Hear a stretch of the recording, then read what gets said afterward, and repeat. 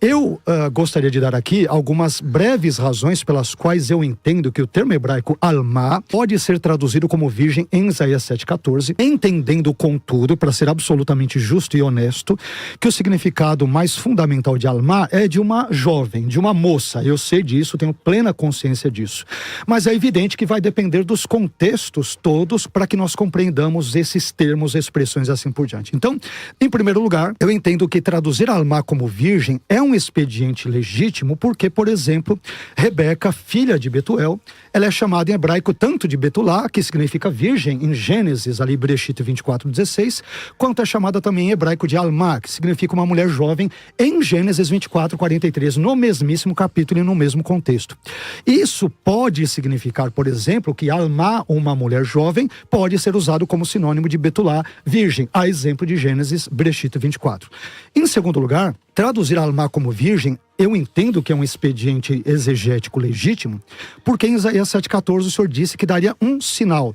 E aqui a palavra sinal traduz o hebraico ot, que pode se referir a um sinal portentoso, miraculoso, milagroso. Ora, se esse é o caso, então raciocinemos. Não haveria nada de portentoso em uma mulher jovem dar à luz um filho, algo que acontece todo dia, toda hora, desde sempre. Mas há isto sim, algo de espetacular em uma virgem dar à luz um filho. Em terceiro lugar, Rashi, Rabi Shlomo ben Yitzhak, um rabi muito famoso na exegese judaica, quase contemporâneo de Maimônides, né? Então, Rashi, ao comentar Isaías 7,14, diz o seguinte no final do seu comentário: e alguns interpretam que este é o sinal, o ot, citado em Isaías 7,14, que ela era uma jovem e incapaz de dar à luz. Ora, essa interpretação de alguns rabinos citada por Rashi, que ele não especifica os detalhes, se encaixa perfeitamente no caso de Maria, visto que Maria, por ser virgem, era incapaz de dar à luz nessa condição de virgem. Em quarto lugar, em termos mais voltados para o vocabulário, Rashi, ao comentar o significado do termo hebraico alamot, que é o plural de alma, em Shir Hashirim 1.3, Cantares de Salomão 1.3, ele escreve o seguinte: jovens donzelas, comentário de Rashi, virgens, já que o texto o compara, isto é, compara o amado a um jovem cuja amada o tem em autoestima. Ora, uma vez que Rashi entende as almot, ou alamote de Cantares 1.3 como virgens, então por que alma também não pode significar virgem em Isaías 7.14?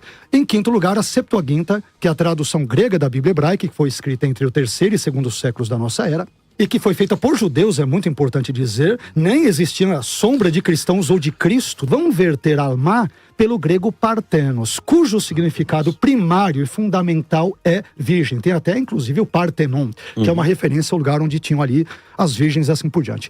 Em sexto lugar, Mateus, que era judeu, ao citar a profecia de Isaías 7,14 e ao aplicá-la ao nascimento miraculoso de Jesus, que se daria por meio do Ruach HaKodesh, né, do Espírito Santo, explica em Mateus 1,23 que esse nascimento se daria mais uma vez por meio de uma partenos, isto é, por meio de uma virgem. E por fim, um último argumento, para não monopolizar aqui a fala, eu diria o seguinte, eu trabalharia ainda um derradeiro argumento. Sabe-se que alguns animais, vermes, insetos, eles se reproduzem de forma assexuada. Deus os criou assim. E, portanto, eles o fazem sem nenhuma fertilização, sem uma contribuição de machos. E esse fenômeno, ele é conhecido em biologia como partenogênese. Ora, se determinados seres vivos podem se reproduzir sem a participação de um macho, porque Maria, que era virgem, não poderia gerar Jesus também por meio de uma miraculosa partenogênese através do poder do Ruach HaKodesh, isto é, através do poder do Espírito Santo.